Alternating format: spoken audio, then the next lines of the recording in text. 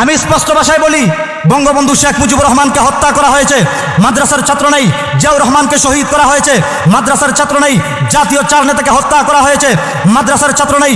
BDR বিদ্রোহ হয়েছে, মাদ্রাসার ছাত্র নেই। হলিয়ার টিজানে হামলা হয়েছে, মাদ্রাসার ছাত্র নেই। নারায়ণগঞ্জে 7 মার্টার হয়েছে, মাদ্রাসার ছাত্র নেই। সাগর রুনিকে গলা কেটে হত্যা করা হয়েছে, মাদ্রাসার ছাত্র নেই।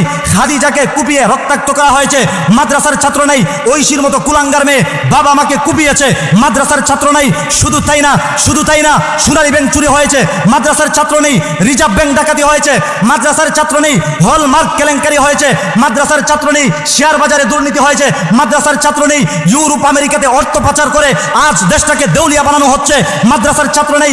কানাডাতে নিজের দেশের টাকা পাচার করে বেগমপাড়া তৈরি করা হচ্ছে, মাদ্রাসার ছাত্র নেই। শুধু তাই না, টেকনাফ থেকে তেতুলিয়া, রূপসা থেকে পাতুরিয়া, সুন্দরবন থেকে বান্দরবন, পুরা বাংলাদেশকে চ্যালেঞ্জ করে বলি, স্বাধীনতার ইতিহাস থেকে নিয়ে আজ পর্যন্ত এমন কোনো দুর্ঘটনা দেখাতে পারবে না যেই দুর্ঘটনার সাথে মাদ্রাসার মূলধারার কোনো আলেম কিংবা ছাত্র জড়িত আছে। প্রমাণটা কোনোদিন দেখাতে পারবে না, পারবে না, পারবে না। কথা কোন ঠিক কিনা? আলেমদেরকে তারা জঙ্গিবাদের তকমা দিয়ে আলেমদেরকে কিভাবে শেকলের ভেতরে ঢুকানো যায়, আলেমদেরকে কিভাবে লাঞ্ছিত করা যায়, ইসলামের অগ্রযাত্রাকে কিভাবে বন্ধ করে দেয়া যায়, ইসলামের অগ্রযাত্রাকে কিভাবে রুখে দেয়া যায়, মসজিদ মাদ্রাসাকে কিভাবে নিয়ন্ত্রণ করা যায়, এই জন্য তারা বলে ইসলামে জঙ্গিবাদের কোনো জায়গা নেই। এই জঙ্গিবাদ শব্দটাকে ব্যবহার করে আল্লাহর পবিত্র কোরআনের চূড়ান্ত শাশ্বত বিধান জিহাদকে তারা অস্বীকার করতে চায়। এই জিহাদকে অস্বীকার করবার মাধ্যমে তারা ইসলামের অগ্রযাত্রাকে বন্ধ করে দিতে চায়। কথা বলেন ঠিক কিনা?